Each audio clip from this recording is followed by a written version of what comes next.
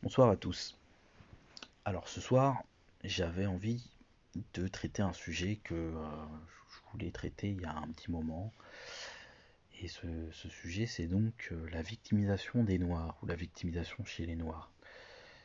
Alors j'entends beaucoup, j'entends depuis plusieurs années, ou plusieurs mois. Je ne saurais pas vraiment si c'est en années ou en mois que ça se compte.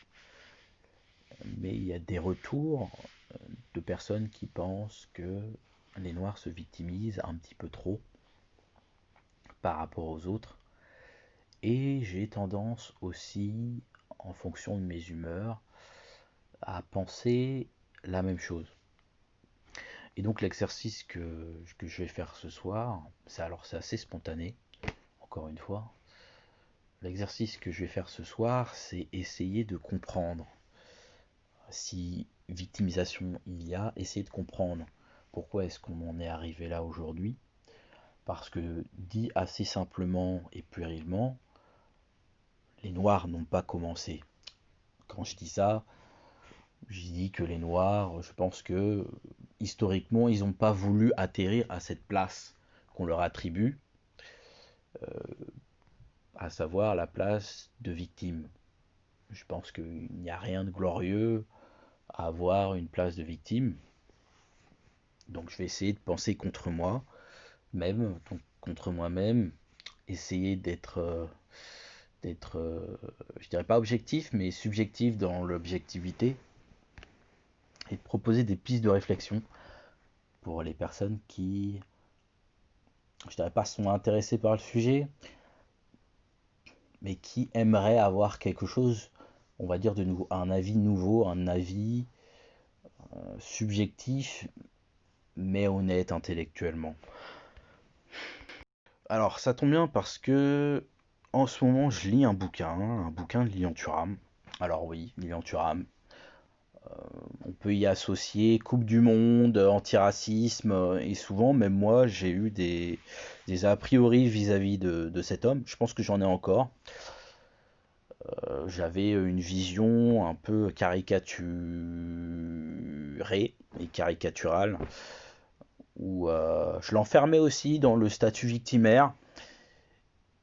Et donc sur internet, sur YouTube, j'ai vu qu'il défendait un bouquin, à savoir le bouquin, donc le titre du bouquin que je lis actuellement, qui est paru, je pense, il y a quelques semaines. Donc La pensée blanche, c'est dans le titre du bouquin. J'ai trouvé qu'il avait assez bien défendu le livre et que la réflexion était intéressante. Il développe donc un concept qui n'est pas nouveau, mais je pense qu'il a mis des mots sur des sentiments qui planaient tout simplement. Et donc je vais en partager quelques passages parce que je pense qu'il a soulevé quelque chose d'intéressant. Mais avant tout, il faut s'intéresser au concept, à l'idée de pensée blanche. Et je pense que je vais prélever un peu du texte parce que je pense pas pouvoir restituer réellement ce qu'est le concept. La pensée blanche n'est pas une question de pigmentation de la peau, c'est une manière d'être au monde depuis au moins les croisades, comme l'écrit Rosa Amelia Plumel Uribe. La conquête de l'Amérique au XVIe siècle et sa colonisation modifièrent profondément les rapports des Européens avec les autres. Le pas entre différence et supériorité fut vite franchi. Durant des siècles, il fut idéologiquement justifié et culturellement admis que les êtres inférieurs soient taillables, corvéables, chosifiés et même supprimés si nécessaire. Les avantages matériels et psychologiques découlant de l'appartenance au groupe supérieur favorisèrent l'adoption de ces données, devenues au fil des siècles un élément culturel quasiment indéracinable dans la civilisation occidentale. Alors oui, on lit tout ça et on se dit bon bah écoute Lilian, c'est du réchauffé ce que tu nous racontes. Mais non, on va voir sous peu que il y a des subtilités dans la pensée blanche qui complexifie ce qui s'est fait par le passé. Alors oui, on est d'accord, dans l'Antiquité, il y a déjà eu de l'esclavage, tout le monde a esclavagisé tout le monde, mais dans l'Antiquité, il n'y avait de différence qu'entre l'homme libre et l'esclave. Et force est de constater que si aujourd'hui il y a encore des peuples, à savoir le peuple noir, qui se victimisent, ou on a l'impression qu'ils se victimisent, c'est qu'il s'est passé une dinguerie, quoi. Ça veut dire que la pensée blanche a injecté quelque chose d'assez féroce, d'assez efficace, qui crée une telle aliénation chez le peuple noir. Mais sachez que les victimes de la pensée noire et de l'aliénation ne sont pas que les noirs. Les blancs aussi en sont victimes. Alors petite pause anecdotique pour vous faire part donc de ce que racontait Lilian Thuram.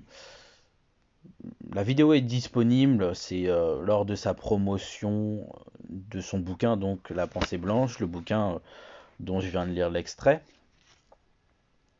Il explique une anecdote qui, selon moi, permet réellement de comprendre, de commencer à comprendre le concept de pensée blanche. Pensée blanche. Alors je vous le dis, le concept, pour ceux qui aiment jouer avec les concepts, les notions de métaphysique, c'est pas un concept élaboré, mais c'est pas important. Ce qui est important, c'est que le concept, il soit juste. Et donc, il raconte l'anecdote suivante. Il appelle un jour un ami d'enfance à lui, il me semble, et qui s'appelle Franck. Et il lui pose la question suivante. Il lui pose la question, Franck, est-ce que tu as le sentiment d'être blanc? Et donc, il comprend pas trop son ami, où est-ce qu'il veut en venir. Et donc, il lui dit, bah si, tu comprends ma question. Si moi je suis noir, toi t'es quoi? Et donc, son ami lui répond la chose suivante, il lui répond, bah je suis normal. Alors oui, je sais, on pourrait me dire, bon, alors qu'est-ce que c'est que cette psychanalyse à 2 francs 50?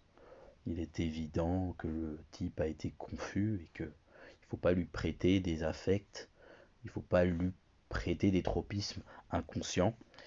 Mais je pense que ça en vaut le coup. Il faut y aller.